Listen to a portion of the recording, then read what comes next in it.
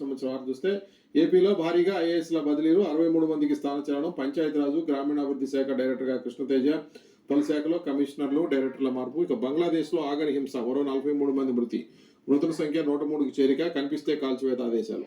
వరద ముంపు, రాష్ట్రంలో 1,00,000 ఎకరాలకు పైగా పంట నష్టం, రోడ్డు కోత, 100 గ్రామాలకు నిలిచిపోయిన రాకపోకలు. కృష్ణా గోదావరిలో పెరుగుతున్న ప్రవాహం, ప్రకాశం బ్యారేజీ గేట్ల ఎత్తివేత, నీట మునిగి ఒకరు, ఇల్లుకూలు ఇద్దరు దుర్మరణం. ఇక ప్రజలు తిరస్కరించిన మారని జగన్, ఉనికి కోసమే హత్య రాజకీయాలు, శాంతి భద్రతలకు విఘాతం కలిగిస్తే సహించం. టీడీపీ కార్యకర్తలు హింసకు పాల్పడ్డ కఠిన చర్యలు, ముఖ్యమంత్రి చంద్రబాబు హెచ్చరిక. ఎంపీల పనితీరుపై 3 నెలలకోసారి సమీక్ష.